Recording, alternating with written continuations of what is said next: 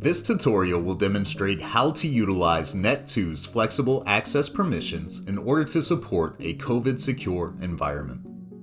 The benefits to an existing Net2 user include a highly cost-effective solution from a hardware and software perspective.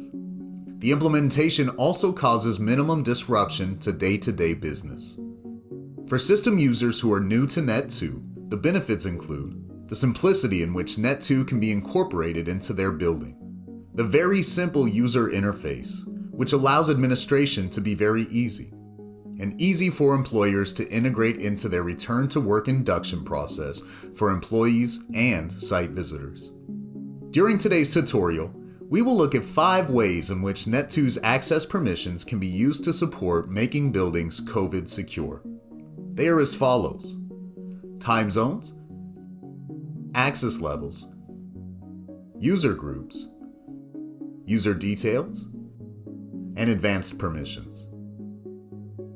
Let's start by taking a look at time zones. To minimize the people density at common areas, such as receptions or clocking in and out areas, at key times of the working day, Net2's flexible access permissions allow us to manage shift patterns by adjusting the start and finish times of individuals or groups in the time zone section of the software. Time zones can easily be created to support staggered start and finish times for staff. A time slot is created by clicking and dragging, copying and pasting into further relevant days of the week.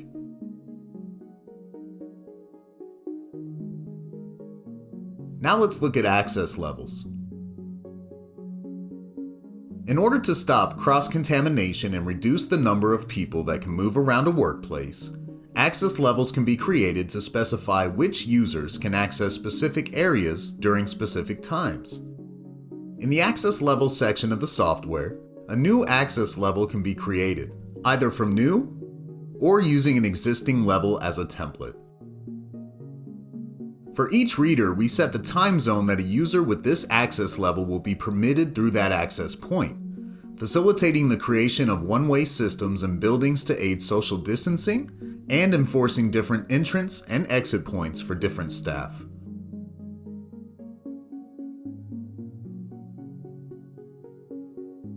The access level can then be assigned to a user and then applied.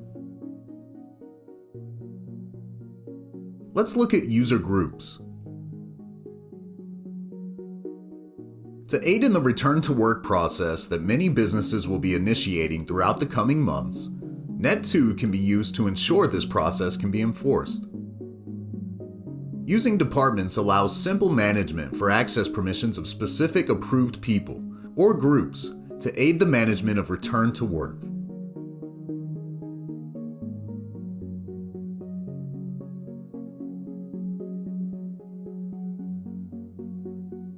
By right-clicking on the department in the Tree View menu, you are able to set properties for all users within and apply an access level for the group, such as the date their credential is valid from. Users can be dragged and dropped between departments in the Tree View.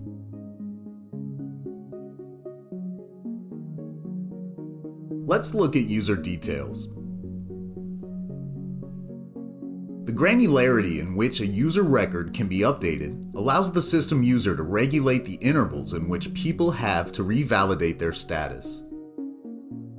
This can be useful during these times as individual user records can be updated with key information. For example, when a person has recently been tested for infection.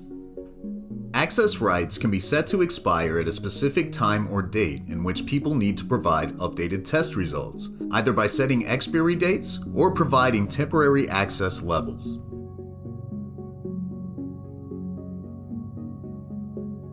It is also possible to manage users' permissions on an individual basis. By doing so, we provide access to the specified readers in the time period we desire.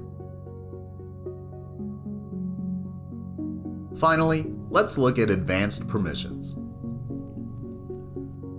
If using Net2 Pro software, the system can be configured to use advanced permissions, allowing multiple access levels to be assigned to the same user. This is particularly useful for larger sites that are configured in distinct areas. Once the feature is enabled in the Net2 configuration utility, a user can be assigned one or more access levels. Here we can see the access levels are configured for different areas of the building, and from the user record we are able to assign one or more levels to a user.